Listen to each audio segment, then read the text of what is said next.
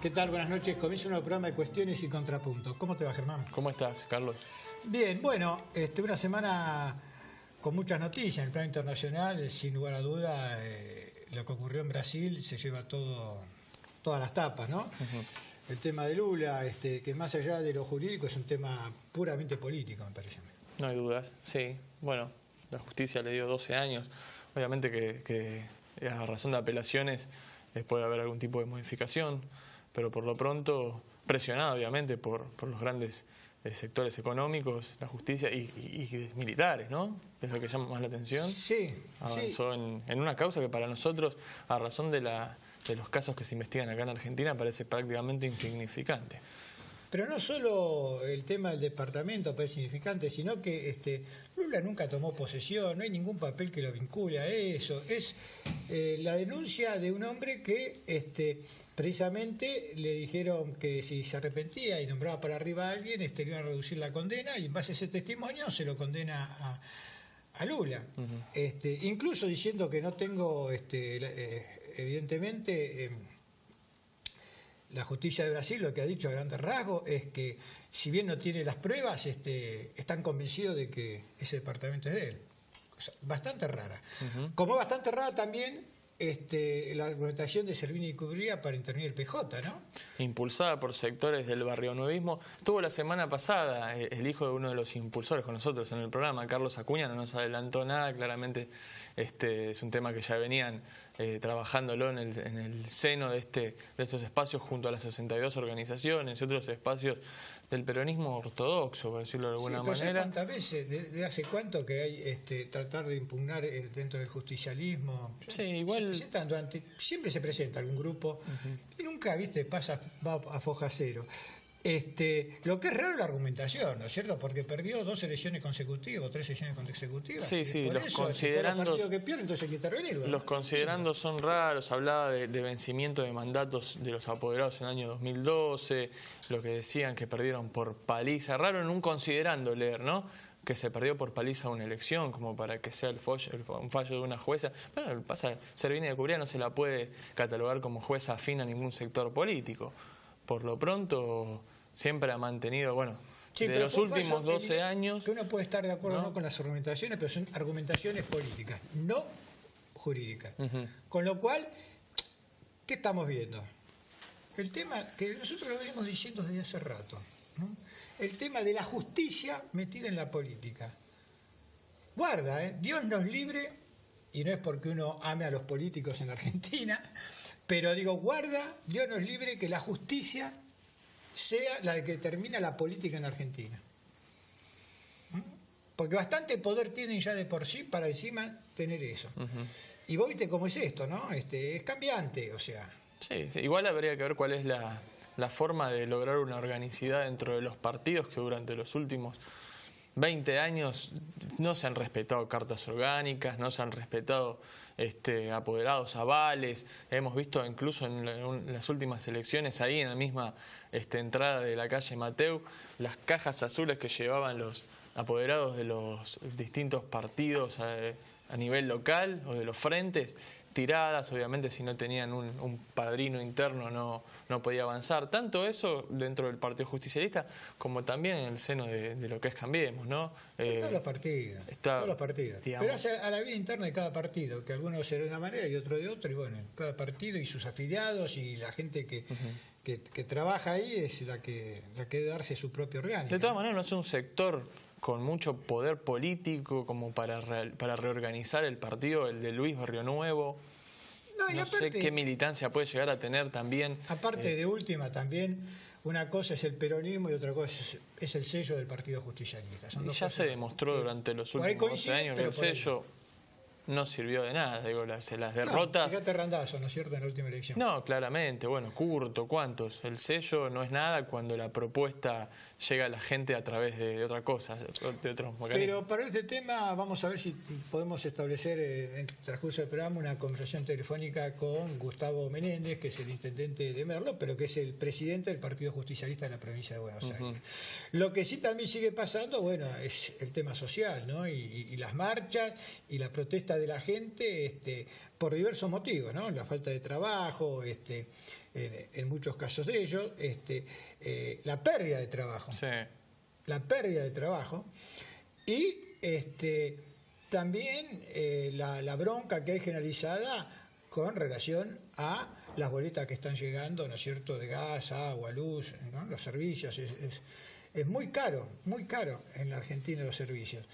Nosotros, de ser los no son muy caros pagamos, en la Argentina los servicios. No son muy caros. Estaban muy baratos.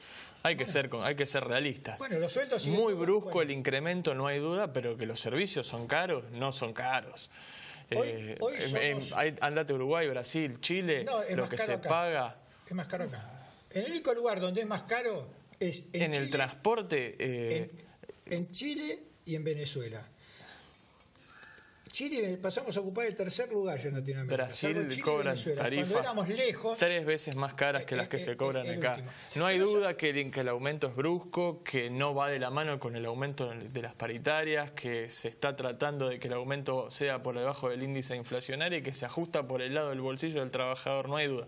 Ahora, decir que la Argentina tiene tarifas caras de servicios públicos no es real. Tiene tarifas caras para los sueldos que cobramos. Entonces es caro. Porque todo es relativo. O sea, si vos me decís que vos cobrás sueldos del primer mundo, está bien, te lo acepto. Sí, pero en Latinoamérica no hay sueldo del primer mundo. Chile tiene sueldos del primer mundo, con servicios caros, mucho más caros que la media de Latinoamérica. Pero nuevamente, no son caros los servicios públicos y el transporte. Obviamente, la quita de subsidios va a tener un efecto siempre en el bolsillo del trabajador, pero sigue siendo muy barato. Sigue siendo muy barato comparado con países de Latinoamérica. No comparemos con España, que el boleto del metro sale 2,50 €, 3 euros, que son 60 España pesos. El sueldo mínimo son 800 euros. ¿En la Argentina cuánto sería eso? Sí, no, está bien, no hay duda de eso. Pero también tiene correlación con la calidad de los servicios. Con la calidad de los servicios que te ayer, para ir más lejos, en el tren San Martín cayeron piojos de las ventilaciones. Entonces, claro, y no se fumiga desde hace prácticamente 2 años, que lo dicen los cartelitos ahí en las formaciones. Por eso, Germán, es un servicio que tiene acorde al precio, ¿no? El tema es, ya no es discutir si son caros o son baratos, sino si se pueden pagar o no se pueden pagar. Este es el tema. Y si no se pueden pagar, es impagable. Y entonces, si es impagable, esto va a traer conflicto. Y de esto vamos a hablar también de lo de Brasil, el conflicto, con otro de nuestros invitados de hoy, con Néstor Pitrola. Sí. Es diputado nacional del FIT y un hombre que tiene una visión con respecto a qué es lo que está pasando, ¿no es cierto? Y siguen los conflictos en la provincia de Buenos Aires. Hace unas semanas atrás, el Banco Provincia estuvo 7 días entre el feriado largo y el paro del martes y miércoles. Hubo 7 primeras en la historia que está cerrado por 7 días. Y ahora viene un paro de del 17 y el 18. Sí, eso ya es macro, ya es de todos los bancos, no solo del provincia. Mañana va a ser toda la provincia, pero... Después tenés 17 y 18, un paro a nivel nacional, pero parece que la provincia de Buenos Aires, si no le afecta electoralmente o a la imagen de la gobernadora, no le interesa. Bueno, otro gremio que sigue en conflicto es el de los docentes. Yo tengo también un invitado para eso. Y en la previa yo le preguntaba a José Nogueira, que es precisamente secretario general de SUTEBA de San Martín, si ellos no ven que esta posición de la provincia de Buenos Aires ya es una posición política y que están buscando tensionar y llevar al extremo todos los conflictos porque deben creer que algún beneficio o rédito político le trae. SUTEBA está teniendo una posición mucho más calma, tranquila, no tan, digamos, en cuanto a las medidas de fuerza y paros, a diferencia del año pasado, y la provincia, por el otro lado, no responde a los llamados. Claramente es una reacción acorde al nivel de positividad que tiene la imagen de la gobernadora y los resultados de la última elección, porque el mismo conflicto el año pasado se solucionó mucho más fácil. Bueno, y estamos esperando que venga el tercer invitado, que es Hernán Sabatella, ¿no? Concejal de Morón. Concejal de Morón. Está bastante caldeado el ánimo en el distrito, que inició con incidentes en una asamblea que se realizó por el aeropuerto del Palomar. Hubo golpes, bastante complicada la situación. Los amarrearon, digamos. ¿No? Sí, sectores del ruselotismo que están en Cambiemos. El ruselotismo existe. Como, no sé. Existe, como en San Martín existe el libonatismo, como en 3 de febrero existe el curtismo. Bueno, pero Curto fue intendente hasta hace 2 años. Sí, Rousselot, pero atrasa El siglo pasado. como atrasa a Rousselot, o el rousselotismo, mejor dicho. Bueno, vamos a hablar también qué pasa con el Consejo Deliberante, si lograron o no acordar las comisiones, porque el oficialismo los había dejado fuera de todo. Vamos a ver si podemos hablar de esas realidades de Morón. Bueno, vamos a un corte entonces y a la vuelta estamos con nuestro primer invitado de hoy, con José Nogueira, secretario general del SUTEBA de San Martín.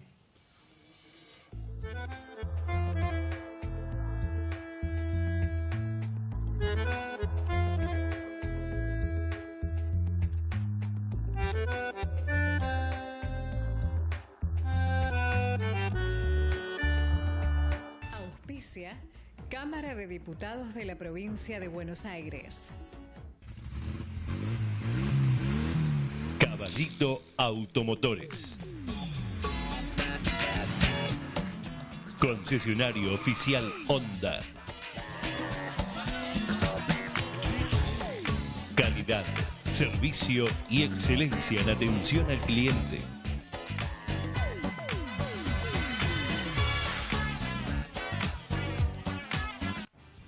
Si hay algo que nunca falla, es el alimento de cada día. Qué mejor que elegir lo más rico, saludable y nutritivo.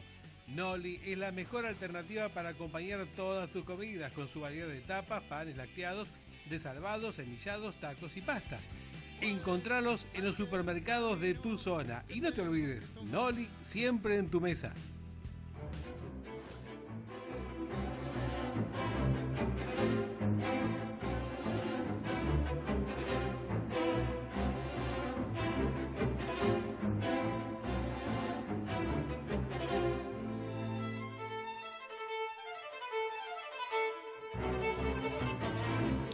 Y continuamos aquí en Cuestiones y Contrapuntos. Estamos con nuestro primer invitado de hoy, con José Nogueira, secretario general de SUTEBA San Martín. Gracias por estar acá. No, José. al contrario, gracias a usted. Recién decía Germán que, más allá del conflicto que ustedes tienen, están bastante tranquilos en comparación, por ejemplo, con los bancarios que están haciendo paro continuamente, y es un conflicto que está detonando fuerte. ¿Cómo está hoy en día la negociación con la provincia de Buenos Aires? Bueno, el tema está exactamente igual que el 15 de febrero cuando empezamos, cuando llamó por primera vez a paritaria la gobernadora, habiendo comprometido en campaña de que además de que el docente tenía que ganar 40.000 pesos, iban a llamar inmediatamente a los gremios docentes para sentarse en diciembre.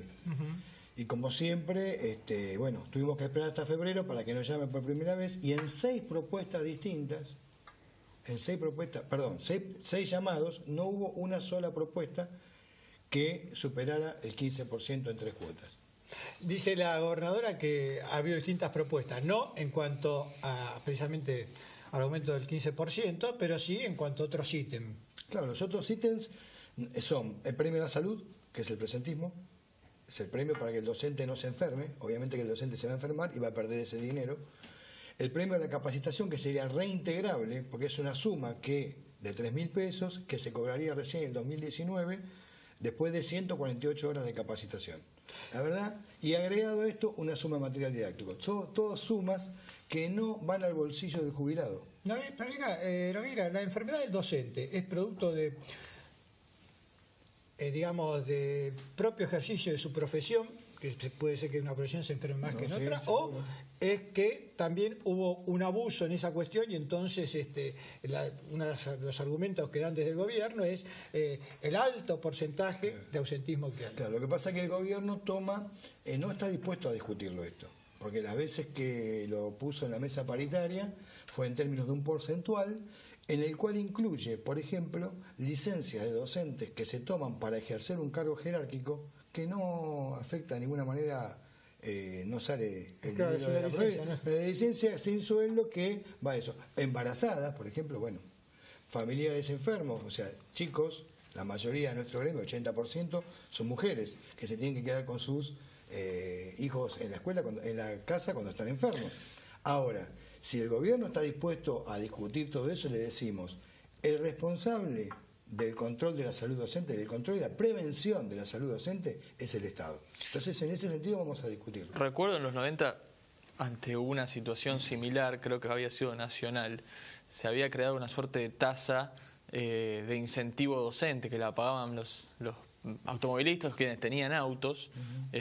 Con eso de alguna manera se saldaba la falta de recursos nacional para aumentar el salario de los docentes. ¿Se puede repetir algo así? ¿Ustedes han propuesto algo así? Que en definitiva el aumento o no aumento lo terminamos pagando los contribuyentes. No, el incentivo docente lo estamos cobrando, o sea, eso sale del gobierno. Por eso cuando el gobierno nacional dice no tenemos escuela, no tenemos presupuesto, no hay presupuesto para educación porque no tenemos ninguna responsabilidad, no es verdad. El incentivo docente sale de ahí. Es verdad, Germán, que en su momento hubo un impuesto que se cobró originalmente, pero después, bueno, se incorporó esto al presupuesto y el gobierno nacional tiene la obligación de incrementar ese incentivo docente que sale del presupuesto destinado a educación. Hoy nosotros, a ver, vos me preguntás qué se puede implementar. Lo que queremos es discutir seriamente en paritaria. 6 llamados hubo en la provincia de Buenos Aires. No hubo un solo llamado a nivel nacional. Mejor dicho, el llamado que hubo, al cual Cetera no fue invitado el día anterior a esa paritaria nacional, es del mismo gobierno que en el 2016 sí abrió la paritaria nacional. Sí. Entonces, cuando a veces se confunde esto, es una cuestión política de confrontar con un gobierno de determinados signos. No, el año pasado este gobierno, el 2016, perdón, abrió la paritaria nacional. Durante todo el 2017 no la abrió. Pero yo estoy viendo si una cuestión y política... ahora directamente la deroga prácticamente. Pero José, yo estoy viendo si una cuestión política de parte del gobierno en confrontar con los docentes. Eso es porque cosa, digamos, claro. Vemos en imágenes las marchas que hay multitudinarias, pero también permanentemente está el docente bueno, que es aquel que no para, y el docente malo, que es aquel que para, y es permanente. Hasta la propia gobernadora, antes de la última marcha que hicieron, prácticamente por cadena nacional, le habló directamente a... Nos ayudó mucho, porque la verdad te digo, el día anterior a la marcha multitudinaria que hubo, no solo de docentes, sino de todos los docentes en unidad, más los estatales, hubo expresiones de la gobernadora que, la verdad, generaron tanta bronca en la docencia de Buenos Aires que el paro fue altísimo, de un porcentaje altísimo, mucho mayor que los primeros que se hicieron y lo que este año, también que van y una marcha multitudinaria. Que van también todas las organizaciones sociales, ¿no? Claro, este es el tema, supuesto, lo raro, digamos. De unidad. Hay que para confrontar este ajuste, la única manera es unir a todos los sectores, digamos, inclusive las organizaciones sociales que también están sobre todo muy afectadas por este modelo de ajuste.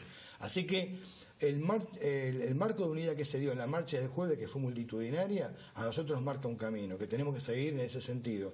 Esta semana hay reuniones de delegados, hay asambleas en las escuelas para ver cómo seguimos con este plan de lucha. Evidentemente va a haber nuevos paros, va a haber nuevas movilizaciones, hasta que el gobierno se digne a no repetir este concepto de tirarse, como dijiste vos, la cuestión política, tirarse contra los dirigentes, y también tirarse contra los docentes, como lo que hace, confronta directamente con los docentes, porque los docentes no tienen la responsabilidad de un gobierno que no invierte en salud, en educación, en el caso de infraestructura. Recién creo que comentábamos algo de temas de infraestructura. Está muy seria la cuestión de infraestructura en la provincia. Entonces todo eso, la caja, lo último que te digo en esta parte, la caja de jubilaciones. Hay más de 3.000 docentes que recibieron su jubilación de oficio. Esto significa condenar a un docente por 2 o 3 años a cobrar el 40% del salario. Fijo. Bueno, pero lo que está diciendo es mucho más grave porque también... No, seguro, da para mucho... Y no para hablarlo ahora, pero hay evidentemente un vaciamiento de la caja del IPS. Y en todos los sitios, o sea, con las jubilaciones por un lado, caja superavitaria, con gente que la provincia le paga como monotributo, con lo cual también, en lugar de aportar al IPS, aportan a la caja de autónomos, o sea que lo que pasó a fin de año pasado, de querer pasar la caja del IPS a nivel nacional, que no se pudo hacer, al paso que vamos, esta caja va a estallar en un año y medio y seguramente iban a tener la posibilidad de... Es que hay un proyecto del gobierno de eso, Carlos, digo, te agrego algo, no es que pasó, está el proyecto del gobierno de la provincia de Buenos Aires hasta pasar el IPS en ANSES. Lo vamos a resistir, o sea, no va a ocurrir eso en el marco de la unidad que estamos llevando con otros gremios de la provincia de Buenos Aires, inclusive con gremios estatales que también son afectados por esta posible reforma. Cuando ven el horizonte del conflicto, el año pasado a esta altura ya se veía algún dejo de resolución, creo, más o menos, ¿no? No, yo te escuchaba, digo, el año pasado fue durísimo el conflicto. Nosotros dijimos, Pero había más diálogo con Finacchiaro, no era distinto, digamos, había más flexibilidad, se tiraba un número y la provincia sí se escuchaba esa fuerza, ahora no. No es que no se escucha. A ver, el año pasado fue durísimo el conflicto, también fue muy extenso. Calculá que a mitad de año recién terminamos cerrando la paritaria, a mitad de año. O sea que, digamos, en términos de cantidad de días de paro, fueron muchísimos días de paro, 20 y pico de días de paro el año pasado.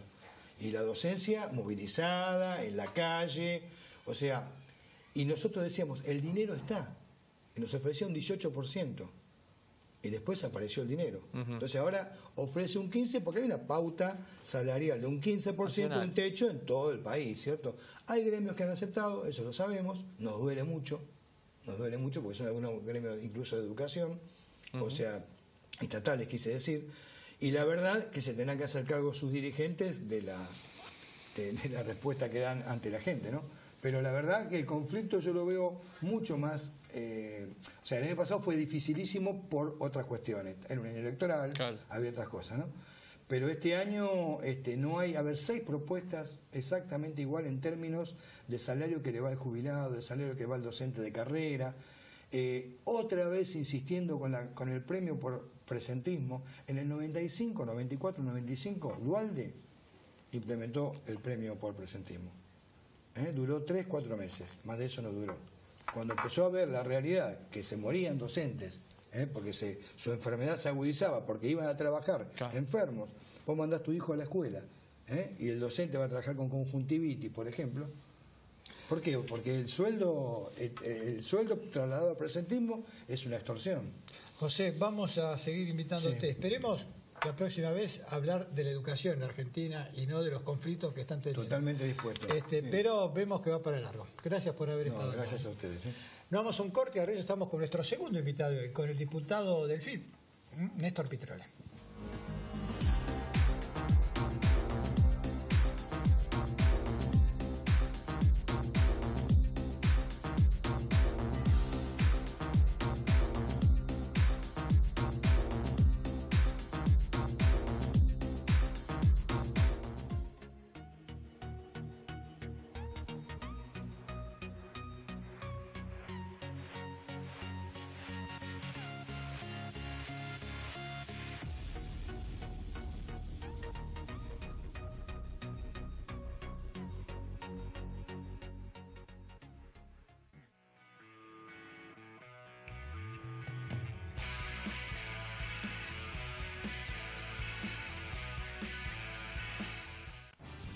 Si hay algo que nunca falla, es el alimento de cada día. Qué mejor que elegir lo más rico, saludable y nutritivo.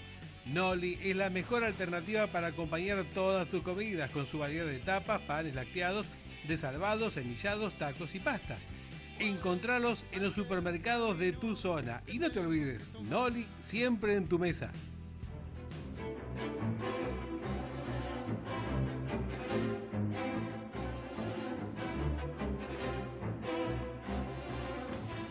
Y continuamos aquí en Cuestiones y Contrapuntos. Estamos con nuestro segundo invitado, con el diputado del FIT, del Frente Izquierda de los Trabajadores, Néstor Pitrola. Gracias por estar acá. No, gracias a ustedes.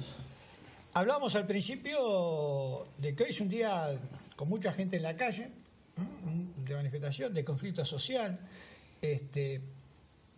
Y esto parece que no tiene solución. El año pasado también fue un año con mucha gente manifestándose, pero no cambió nada políticamente. No, yo diría que en un punto estamos peor. Hoy estuve con los mineros del Turbio que estuvieron manifestando, junto a los docentes universitarios que están en un paro de 48 horas, 190.000 docentes de todo el país que abrieron el acto. Luego gente del Posadas, el INTI, que es una huelga que lleva 60 días, no revierte los despidos. ¿Y siguen los despidos en el Posada? En el Posada hubo más despidos, ¿no? Y en el Turbio, por ejemplo, están los mineros aquí, ha venido un centenar de mineros, es un conflicto ya de meses, la mina está parada, toda preparada para producir, 3 frentes listos, tecnológicamente, no la hacen producir, y tampoco ponen a funcionar la usina, que tiene que funcionar con carbón. Siendo que nos cortan la luz en el verano, te quiero decir, no es que sobran los megavatios. Entonces acá estamos en un cuadro agravado. yo creo que está pasando menos de lo que debería pasar. El año pasado hubo 17 días seguidos de huelga docente en la provincia, que no lo hay este año, pero no porque las cosas estén mejor. Si vos mirás la pauta del 15%, se va a consumir en el primer semestre. Están firmando todos los grandes gremios 15% en cuotas y los precios mayoristas van al 10% en el trimestre. Eso después va a precios de minoristas. Es decir, vos tenés una marcha inflacionaria que va del 25% para arriba. Está fracasando por completo el gobierno en todos los planos. Tenés una fuga de capitales de 2.000 millones de dólares en marzo. Se cae en la reserva del Banco Central. El enorme endeudamiento está financiando fuga de capitales. ¿Por qué no se traduce esto políticamente? Claro, acá voy un poquito al punto. Siendo este cuadro un gobierno que además retoma la ofensiva para volver con la reforma laboral, después de la aprobación a lo pirro en el marco de un repudio social inmenso en diciembre del robo a los jubilados y de la reforma tributaria, que es otro robo a los jubilados porque le financia el ANSES. ¿Qué está pasando? Tenemos una CGT que ha acentuado su colaboracionismo, porque la CGT está discutiendo cómo reorganizan en mayo, ¿no? Después que estalló en diciembre el triunvirato porque la gente se movilizó al margen de ellos, decretaron un paro que no se hizo, fue un desastre. Bueno, ahora es la primera vez en mi vida que lo vi el 21 de febrero en la marcha de Moyano, donde vi precisamente a la gente de izquierda, al lado de las organizaciones gremiales que fueron, y digamos, caminan por la calle, la primera vez que lo veo juntos caminando por la calle. No, bueno, la forma que confraternizamos es enorme. Me llamó el 14 la atención y 18 de diciembre había seccionales de la UOM, del neumático, con aceitero, con este, con de el los otro. dirigentes gremiales, digamos. Claro. Es decir, se le está escapando la liebre a las grandes cúpulas. Ahora, las cúpulas han acentuado el colaboracionismo. Le están firmando una paritaria imposible, inferior a la del año pasado. Yo creo que el gran dato económico, social de este año es hacer paritaria al 10% menos que el costo de vida, ¿no? Es un gran dato. Después tenés despidos que son muy importantes no solo en el Estado y no solo en las industrias que están en quiebra por la importación. Hay industrias que despiden por flexibilización laboral. Es el caso de la industria azucarera. Estoy muy al tanto porque he estado marchando con ellos, luchando con ellos. Estamos en sus sindicatos. En Jujuy y en Salta han despedido 1.400 azucareros en los últimos 3 meses.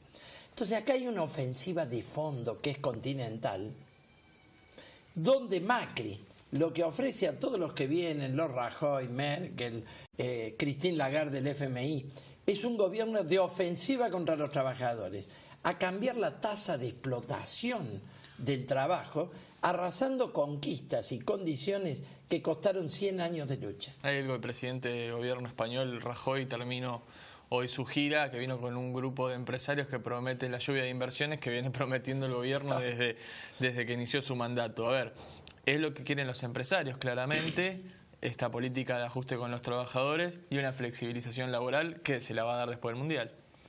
Claro, dicen que durante el Mundial, mientras estamos todos entretenidos mirando los partidos de fútbol, meterían la reforma laboral que tuvieron que postergar. Yo creo que nos toman el pelo. Esto es como una olla a presión. Vos la ves y bueno, estás tranquilo, la olla está ahí, pero el fueguito prendido. En un momento esto salta. Y por otra parte, como se está previendo una posible devaluación postparitaria después de julio, vos vas a tener 2 situaciones explosivas. Una reforma laboral que el trabajador no quiere porque además produce despido. Porque ya hay convenios que se han firmado a la baja. Donde había 4 petroleros hay 3. Hubo 6.000 despidos después del convenio petrolero. Ahora han hecho un convenio a la baja ferroviario. Ahora, ¿no ocurrirá que el trabajador tiene más miedo a perder el trabajo que a tener un salario magro? Sí, explotan esa situación. Explotan el quietismo de los sindicatos, la entrega de los sindicatos. Ahora, yo creo que lo que pasó en diciembre, lo que pasó también el 8 de marzo en el paro de la mujer, que hubo 300.000 personas, creo que son expresiones que cuando hay un eje unificador, desde abajo, acá puede haber jornadas históricas. Yo le digo a los partidos políticos, jornadas históricas contra este ajuste. En general, que con el tema de las mujeres se fijen bien, porque Pongan las barbas creo en que no remojo. están tomando real dimensión de cómo se están organizando las mujeres por afuera de los partidos tradicionales, Claro. Y me parece que es un nuevo elemento. De las instituciones tradicionales. Sí. Y bueno, eso, en ese aspecto está trabajando el Partido Obrero. Acabamos de terminar el 25 Congreso del Partido Obrero. Nosotros resaltamos por contraste, ¿no? Hacemos congresos todos los años, 3 meses de debate en toda la militancia previa, en asambleas locales en todas las provincias, y después deliberan los delegados. Y hemos fijado la estrategia. Bueno, yo vengo ahora de Se Mendoza. terminó la época donde discutían 3 troquistas que ganaban 4 partidos. Yo creo que la estamos superando lindo. Ahora tenés 22 fracciones peronistas. Y hasta la Servini de Cubría que producto, da una manito con una fracción peronista, que es una vergüenza. Porque si tenemos un debate en el PO, hacemos asamblea, discutimos, escribimos documentos y vemos llegar a una síntesis de un debate, ¿no? En un gran partido uno tiene debates. Ahora el peronismo apela al Estado, apela a grupos económicos. Es una guerra de camarillas. Esto de Barrio Nuevo es un golpe de Estado de la mano de una justicia macrista. Esto es gravísimo. Entonces, nosotros nos hemos dado un eje. Luchar por un paro activo nacional, por un congreso de bases de todo el movimiento obrero, de la CGT, las 2 CTA, 3, ya las CTA son como 3. Bueno, unificador del movimiento obrero, pero con mandatos desde abajo. Es una política que nos damos. Yo vengo de Mendoza, donde ahora vamos a tener reuniones con CGT, con CTA, estamos en la dirección de la CTA mendocina, para unificar en acciones de este tipo al movimiento obrero, provincia por provincia, ¿no? Y esto es un eje que por supuesto va a estar asociado a la salida política. Nosotros no nos comemos este llamado de Agustín Rossi, que dice vamos en un frente, desde el Frente Renovador hasta el Frente de Izquierda, pasando por Pichetto, por los gobernadores del ajuste, por Graciela Camaño, por Barrio Nuevo. No tiene sentido. Nosotros tenemos que enfrentar el ajuste ahora. Esto de ahí 2019 es una línea de derrota, porque es aceptar ahora los mega DNU que no hemos derogado en el Congreso. Nosotros le hemos hecho la propuesta a toda la oposición, si somos mayoría la oposición, volteémosle un mega DNU que altera 120 leyes. No, se están votando ahora como leyes separadas. Se va acompañando la política de ajuste desde el Parlamento y desde las gobernaciones. Entonces, cuando a mí me hablan de unidad, yo digo hay que unirse hoy en la calle, en el Parlamento y en todos los sindicatos para enfrentar el ajuste. Porque, ojo, si Macri triunfa contra los trabajadores, asegura la reelección 2019. Analizan esta realidad. El otro día, leyendo una encuesta de la Universidad de San Andrés, el 62% de la población, o por lo menos de los encuestados, dicen que están insatisfechos con las políticas del gobierno, pero cuando van a nivel de satisfacción de conducción política, María Eugenia Vidal está a la cabeza. ¿Cómo analizan esa situación? Y mira, es una insuficiente maduración política. ¿Vos te acordás que eso pasaba con Scioli? Sí. Y Scioli flotaba, se venía abajo esto, crisis de lo otro, todo lo demás, y Scioli flotaba hasta que un día se cayó. Dejó de flotar. Hasta que dejó de flotar. Mira, tenemos que superar este tipo de mirar a los políticos porque lucen bien, porque tienen buen marketing, porque tienen un Durán Barba atrás, y razonar en términos de clase. Esta es la lucha de fondo del Frente de Izquierda, del Partido Obrero. Porque si vos mirás un gabinete donde el ministro Aranguren dice yo no traigo la plata hasta el año que viene porque no hay confianza en el país, el ministro. Tenemos que tener un concepto de clase, de cómo y para quién nos gobiernas. Duhovne, que se lleva la política económica y dice, no, la plata la tengo afuera. La plata afuera. Y Macri que los respalda absolutamente a todos. El ministro de Trabajo negrea a su propia empleada. Es un ministerio patronal. Hay sindicatos que están azorados de lo que hace el Ministerio de Trabajo. Y ojo, han empezado a intervenir sindicatos. Sí. Y hasta comisiones internas. Petrola, vos decías recién que esto era un plan continental. Dentro de ese plan continental que vos decís está el tema de Lula y lo que está pasando en Brasil. Sí, absolutamente. Mira, el Partido Obrero no ha compartido en absoluto los gobiernos de Lula como presidente. Nosotros fuimos cofundadores del PT en Brasil en los años 80. Pero después el rumbo que tomó, su acuerdo con el FMI previo al 2004, gobernó con Odebrecht, gobernó con una red de negocios impresionantes, que eso para nosotros está fuera de discusión. Ahora, ¿qué pasa? La cárcel de Lula, además de que ustedes lo definieron bien, es convicción del fiscal, no tienen prueba de nada, es una tontería. Ha habido un régimen de corrupción, el 54% de los diputados de Brasil están acusados por el mensalao. Después vino el Lavallato. Bueno, a Rousseff la echan por un hecho administrativo. Que acá se hace 3 veces por día, que es usar una partida que era para una cosa, para otra cosa. Incluso en los municipios. No, van todos presos acá, desde el presidente al último intendente. Ahora, voy a lo siguiente. La cárcel de Lula fue golpista. Vilas Boas, comandante en jefe del ejército, dijo: hoy se tiene que terminar la impunidad. Y atrás de él, una cantidad de generales retirados diciendo que Lula tenía que ir a la cárcel.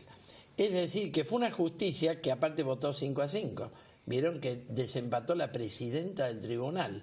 Y raro también el argumento... con un fusil en la cabeza. Pero aparte, es raro el argumento de la presidenta del tribunal, porque decir que no estaba de acuerdo, pero como ya votó la mayoría, voto por una cosa rara. Muy rara, dando cuenta, estoy extorsionada, tengo una presión política y hasta militar. Yo creo que lo de Brasil es muy grave, tiene efecto continental. El Frente de Izquierda se moviliza el viernes. Bueno, queremos que el trabajador argentino, en el acto de hoy se mencionó, de las luchas, que el trabajador argentino tome conciencia, porque en Brasil, ¿qué se está discutiendo? La reforma previsional que quedó pendiente. Acá estamos al revés. Hicieron la previsional, aunque van por más reforma previsional, y está pendiente la laboral. En Brasil metieron la laboral. Es una ofensiva continental. Y creo que tenemos que unirnos los trabajadores y desde ese lugar enfrentamos el golpismo en Brasil. Que no significa apoyo a Lula. No, sí, pero evidentemente está preso injustamente. Absolutamente. Y no va a haber elecciones democráticas con Lula preso. Imagínate. Por último, Pitrola, algunos dicen cortina de humo, pero más allá de cortina de humo, no cortina de humo, el debate por la despenalización del aborto está hoy en el Congreso. Algunos también dicen a favor del aborto o en contra del aborto, cuando la discusión en realidad es despenalizar el aborto, no es que uno está a favor de la... pero ojo con despenalizar, ahí te hago una observación. Pero lo que se está discutiendo es eso, despenalizar el aborto. Yo creo que lo que se está discutiendo es la legalización, porque la despenalización, ojo que hay mucha trampa, ¿viste? Los tramposos abundan en este país. Hay proyectos que no son de legalización del aborto, del derecho al aborto, sino despenalizar. Por ejemplo, si una mujer se hace un aborto clandestino, no va presa. Ahora, el médico que lo hace va preso porque está haciendo algo prohibido. Eso no sirve para nada. No. Pero eso agrava la situación. Obvio que no. No, yo digo, digamos... La legalización es garantizar el derecho de una interrupción de un embarazo no deseado por los motivos dramáticos que sea. Ninguna mamá quiere interrumpir un embarazo. Nosotros creemos que este régimen social, porque no garantiza el derecho a la maternidad consciente, como debe ser. Vos tenés adolescentes que por miseria, por desconocimiento, por falta de educación, por falta de anticoncepción gratuita, terminan en un embarazo no deseado. Es todo un cuadro enorme. Y la gran víctima es la mujer pobre, la mujer trabajadora, la mamá adolescente. Entonces, cuando estamos hablando de un derecho, la mujer que no quiere hacérselo, no se lo hace. Estamos hablando del derecho al aborto legal. Y es un problema de salud pública, porque hay 500.000 abortos clandestinos por año. Esto es una realidad. Con respecto a eso también, un médico puede alegar razón de conciencia, pero si es un servidor público, tiene obligación de conseguir el médico que se lo haga. No que llegue la persona, porque también es una trampa, si no, digamos, vamos a un hospital y todo dicen, no, está bien, por conciencia vos no podés hacer, pero como sos servidor público tenés la obligación de decir quién es el facultativo que va a hacer eso que vos no querés hacer. La salud pública lo debe garantizar. Exactamente. Y bueno, nosotros estamos muy involucrados, venimos luchando por esto. Mira, el Frente de Izquierda es el único frente político que tiene en su programa el aborto legal. Porque viste que ha dividido al peronismo, ha dividido al kirchnerismo, los dividió a todos. Nosotros estamos comprometidos, la cuarta firmante del proyecto central es Romina del Pla, del Partido Obrero, y bueno, creemos que si logramos esta reivindicación, es una bocanada de aire fresco en la Argentina, para todo el movimiento popular. Es más allá del derecho, ¿no? Refuerza toda la lucha de la mujer de la que vos muy bien hablabas. Gracias por haber venido, Petro. No, gracias a ustedes. Nos vamos a un corte y al revés estamos con nuestro tercer invitado de hoy, con el concejal de Morón, con Hernán Sabatella, porque vos bien lo habías dicho, ¿no? Lo dijimos en el programa anterior, que parece que hubo un problema cuando fue el tema de Fray Bondi, hasta hubo zamarreadas de por medio. Empezó un año político difícil en Morón. Y Morón siempre es más, es clima... un distrito que siempre el clima político es más candente por ahí que en otros. Sí, pero este año está más raro que nunca. ¿Sí? Sí. Bueno, vamos a un corte, arriba estamos con nuestro tercer invitado de hoy, con Hernán Sabatella.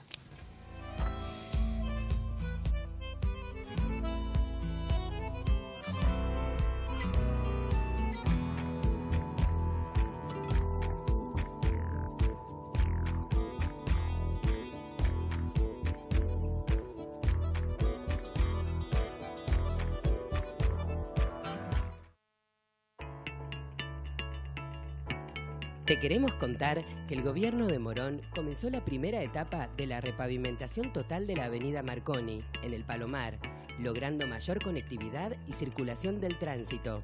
Además, esta obra mejora el acceso al Hospital Posadas, conectando las rutas provinciales número 4, número 201 y la autopista del acceso este. Crece tu barrio, cambia Morón, Morón Gobierno. Si hay algo que nunca falla, es el alimento de cada día. Qué mejor que elegir lo más rico, saludable y nutritivo. Noli es la mejor alternativa para acompañar todas tus comidas, con su variedad de tapas, panes lácteados, desalvados, semillados, tacos y pastas. Encontralos en los supermercados de tu zona. Y no te olvides, Noli siempre en tu mesa. Defensor del pueblo de la provincia de Buenos Aires.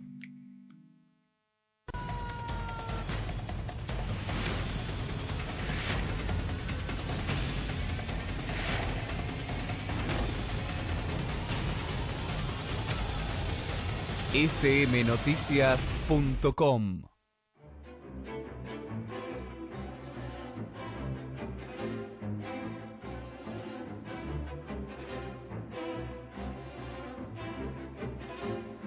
Y continuamos aquí en Cuestiones y Contrapuntos y estamos con nuestro tercer invitado de hoy, con Hernán Sabatella, que decíamos que vos habías dicho que había arrancado bastante conflictivo el año Morón. Sí, la previa fue la audiencia pública por el aeropuerto de Morón, que hubo incidentes, repudiables incidentes, y después, bueno, siguió con la realidad política en el Consejo Deliberante, donde a la oposición, sí, la primera y la segunda minoría no le dieron ninguna comisión para presidir, en una apertura de sesiones donde este nuevo encuentro se retiró. Vamos a ver cómo avanza este año, pero por lo pronto no va a haber consenso y los únicos perjudicados terminan siendo siempre los vecinos de Morón.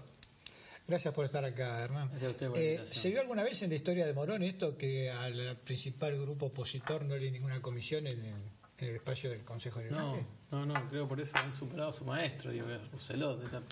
Lo que usted hablan de la violencia política, las imágenes que se ven muy claramente, en el marco de la audiencia pública donde estaba haciendo uso de la palabra el intendente, yo estaba escuchando al intendente, en ese momento una patota encabezada por Oscar Álvarez, que fue presidente del Consejo Deliberante en la época de Rousselot y es el jefe político de Cambiemos de Taliaferro en Palomar, me agarra de atrás y me empiezan a golpear con la patota, a mí y a otros concejales y concejalas estaban presentes, mientras el intendente seguía hablando y haciendo uso de la palabra, hablando del diálogo, mientras la oposición la golpeaban a metros de donde estaba él haciendo uso de la palabra. Así que así empezó la audiencia pública, porque después fuimos a hacer la denuncia penal inmediatamente, esperemos que se investigue, hemos individualizado a quienes nos golpearon, nombre y apellido, Oscar Álvarez, jefe político de Taliaferro en Palomar, y después es la situación de la situación de la distribución de las comisiones, que siempre históricamente, esto me planteas vos, se hizo respetando la proporcionalidad, a un momento de tensión política, de mucho debate político, pero no es por una cuestión de respetar a determinado bloque político, estamos hablando de los vecinos y vecinas. A nosotros nos votaron más del 32% de los vecinos y vecinas de Morón, somos la segunda fuerza en Morón, somos en términos de representación, somos, después de Cambiemos, quienes más concejales tenemos representados dentro del ámbito deliberativo, y la verdad que es una falta de respeto al vecino y a la vecina que acompañó una propuesta política y se está vulnerando el derecho ya consensual, digo, de cualquier democracia local, estamos vulnerando cuestiones de representación de los vecinos y vecinas. Ni a nosotros, ni al Frente Renovador le han dado ninguna... Porque creo que es una práctica autoritaria, creo que se va apareciendo en estas situaciones, se expresa claramente el espíritu autoritario que tiene Taliaferro, que tiene su gobierno. Claramente desprecian la democracia, desprecian el respeto a la voluntad popular. Mañana tenemos sesión, la adelantaron a la 1 de la tarde, la sesión va a ser a las 13 horas, donde nuestra gestión, donde yo presido el Consejo, a las 17 horas, como se hizo históricamente, para que puedan participar más vecinos y vecinas. La ponen a la 1 para que no puedan participar los vecinos. Digo, hay claramente una vocación de violentar todas las prácticas de transparencia, no se rinde cuenta más de un montón de herramientas que existían antes, como el listado del personal municipal, ya no está más en la página web o el portal Morón Compra, no sabemos a quién le compra el municipio, a qué valor. Digo, y es claramente una voluntad de esconder información pública. O sea, a veces va todo de la mano: violencia política, patotas, restringir la participación ciudadana, no respetar la voluntad popular, impidiendo que la oposición tenga la representación que le corresponde presidiendo comisiones. Que la verdad lo que está en juego, eso es importante hablar, no estamos hablando de cargos, estamos hablando de representación de la voluntad popular. ¿Pudieron analizar bien y llegar a todos los papeles en la rendición de cuentas? Todavía no ha sido tratada, pero vamos a esperar que esté la información como corresponde. Como decía antes, un gobierno que no le gusta rendir cuentas, no tiene voluntad de transparentar sus acciones de gobierno, por eso esperemos que no nos vuelvan a poner obstáculos como fue el año pasado, que podamos tener otros elementos para evaluar la ejecución del presupuesto, que es un presupuesto. Este año, igual no vamos a discutir el 2017, pero digo, ya este año, el 2018, Salud, por ejemplo, tiene un ajuste de 100 millones de pesos. Salud tiene 100 millones de pesos menos en relación al 2017. O sea, con una inflación de 25%, encima nominalmente 100 millones de pesos menos. Ajustan en salud, ajustan en seguridad. Por ejemplo, el programa de prevención de delitos, 49 millones de pesos menos. O sea, claramente en los temas más sensibles... el dinero que ajustan esas cuentas, digamos? Y la verdad lo disfrazan en ¿A la obra distintos pública? ítems. ¿Dónde va? Pues la obra pública que estamos viendo es todo con recursos nacionales y provinciales, con recursos genuinos del Estado local, no hay. Y hubo un impuestazo del 50%. Morón está a encabezar con otros municipios, lamentablemente, el ranking del mayor aumento de ¿Tenés tasas. los datos de la tasa de cobrabilidad? 50% es lo que aumentó la tasa. Nosotros hemos dejado un gobierno con una cobrabilidad casi el 90%. Cuando asumió Martín Sabatella era el 38%. Después, durante la gestión de Martín y de Lucas Gui, llegamos a casi el 90, 88, 89% de cobrabilidad. Y yo creo que en esta situación, el vecino o la vecina, ante esta crisis económica, también deja de pagar la tasa municipal. Morón, hoy justo me cruzaba con un comerciante que cerró un comercio muy importante del área central de Morón. Se ven todos los días persianas bajas, en Castelar lo mismo, en el centro comercial de Aedo, Palomar, Villa Sarmiento, se ve el comercio local, cómo cierra su puerta, cómo reduce el personal. Todos nosotros vemos menos poder adquisitivo, producto de esto que discutían antes, de las paritarias por debajo de la inflación, los tarifazos. El vecino o la vecina de Morón está sufriendo esa consecuencia y baja el consumo, cierran comercios. Entonces también baja la cantidad de comercios, baja la posibilidad del vecino o la vecina de afrontar la tasa municipal, ¿no? Y esa realidad, hemos hecho un pedido de informe y todavía no hemos tenido respuesta de cuál es la cobrabilidad del municipio. Solamente ha bajado mucho. A razón de que, como hablamos con Nogueira de Suteba, que quizás el impulso electoral mostró la verdadera cara del gobierno, pasó lo mismo en Morón. Digamos, el año pasado parecía que había mucho más posibilidad de consensuar, por lo menos en el Consejo Deliberante. Sí, este año se ha agudizado. Ya al inicio, en el 2016, las primeras sesiones fueron copadas por patota. No sé si recuerdan un concejal que tuvo que renunciar de Cambiemos, pues se filtró un audio donde decía que había que matar a un opositor y había que ir a apretar a otros opositores, y hablaba de sacarle plata a los trabajadores. Después bajaron un cambio, pero lamentablemente este año vemos que se recrudece la violencia política y vemos claramente lo que se vio reflejado en la audiencia pública hace unos días.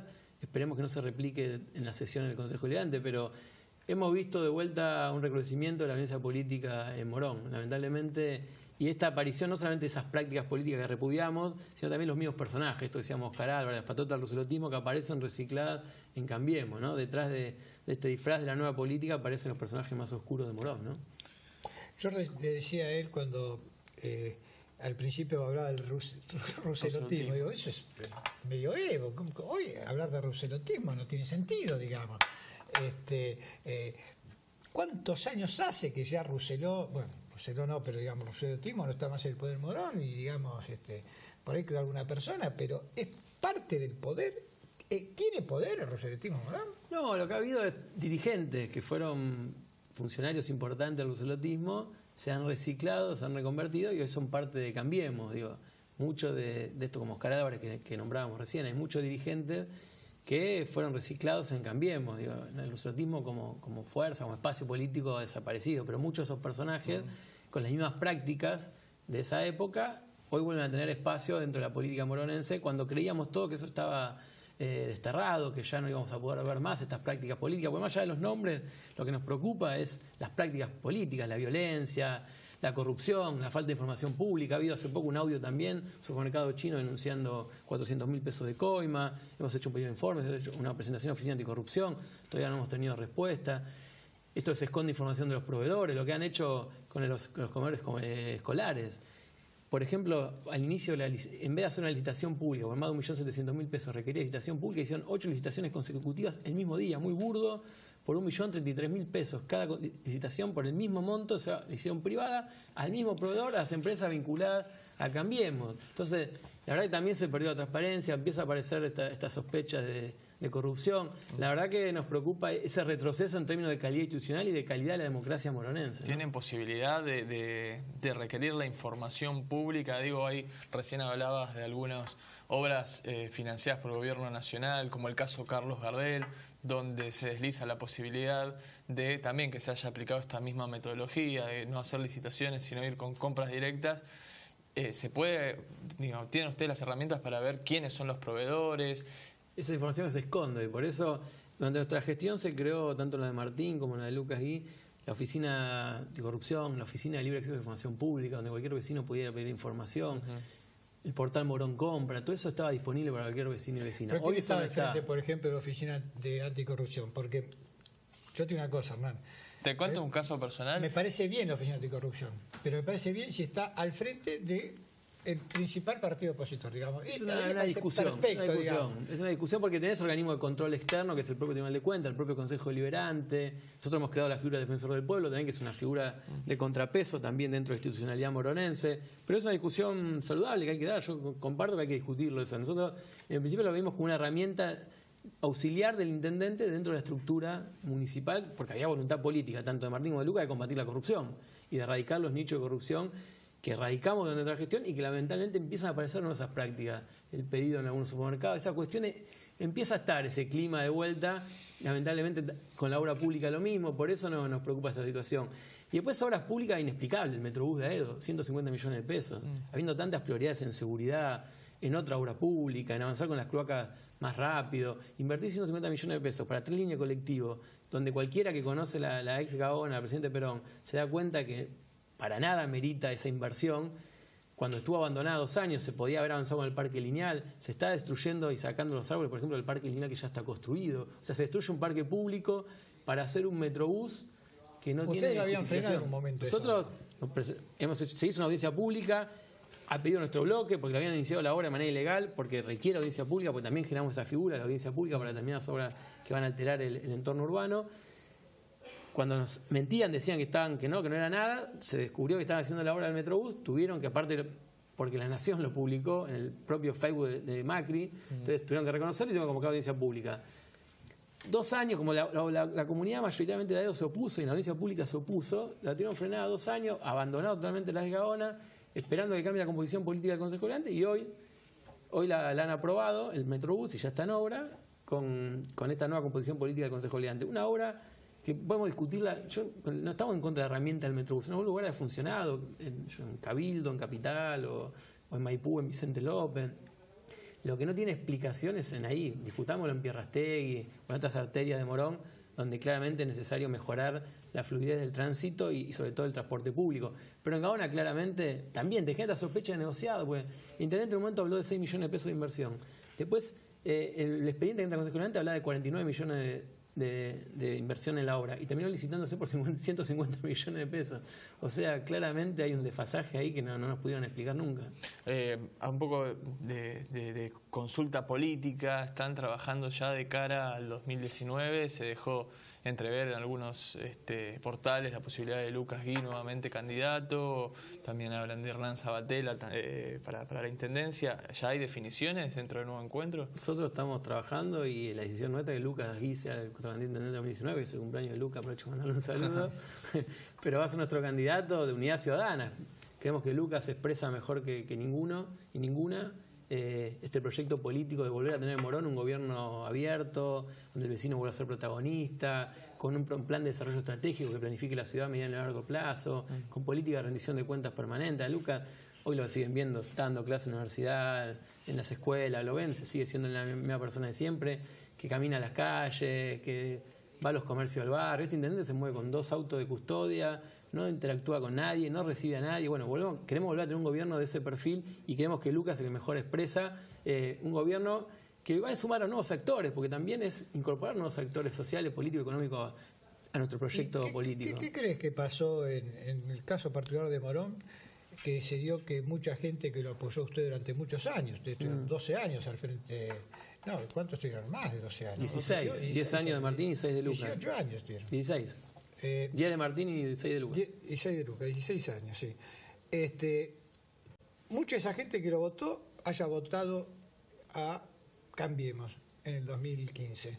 ¿Qué análisis político hicieron ustedes? Bueno, Morón no estaba, ajeno a la discusión política nacional y provincial. Nuestro espacio político fue derrotado en Morón, en la provincia y en la nación. Pero yo creo que no tengo dudas de que muchos vecinos y vecinas de Morón que sintieron capaz que era necesario un recambio, que se querían apostar a una nueva experiencia política, lo hayan hecho genuinamente, otros seguramente también por el bombardeo mediático que hubo, pero muchos vecinos genuinamente pensando que todo lo que se había logrado se iba a sostener y se iba a poder avanzar. Creo que en eso comunicó mejor Cambiemos, se iba a poder avanzar por lo que faltaba. Y lo que se dieron cuenta en estos casi 3 años, 2 años y medio, es que no se respetó los pisos, se retrocedió en política de salud pública, en política de inclusión social. Sin embargo, sacaron en el 2017 hasta asombrosos para muchos el porcentaje de votos que sacó Morón. Pero yo creo que después de las elecciones empezó a verse más fuertemente lo que es Cambiemos, ¿no? La estafa, el robo a los jubilados, estas obras, por ejemplo, el Metrobús en Aedo, empieza a aparecer nuevamente esta violencia política, esta falta de información. Yo creo que muchos vecinos y vecinas que están viviendo hoy la falta de gestión y la mala gestión de Taliaferro, estamos peor que nunca en seguridad, peor que nunca. La verdad que mucha gente creo que va a volver a apostar en una política como la que planteamos nosotros, que es de cara a la comunidad, de puertas abiertas.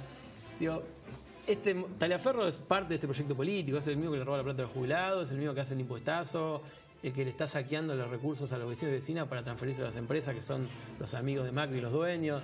Taliaferro es cómplice de esa situación. Por eso, Cambiemos es en Morón, en la provincia y en la nación, esa forma de gobernar. Gobiernan para unos pocos, un gobierno de ricos para ricos, donde la mayoría queda afuera, ¿no? Gracias por haber venido. Gracias a ustedes. Se nos termina el programa. Bueno, me quedé con algunas preguntas. ¿Con algo? Sí.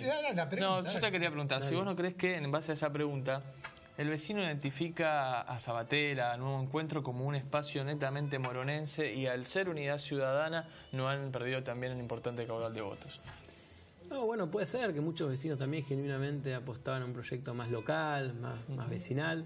Pero bueno, Morón es parte de un proyecto más nacional. Morón no es una isla, Morón sufre las consecuencias negativas también de un modelo de país excluyente. Por eso creo que nosotros tenemos que desde Morón también defender un modelo de país y de provincia. Por eso vamos a dar esa discusión con los vecinos y vecinas.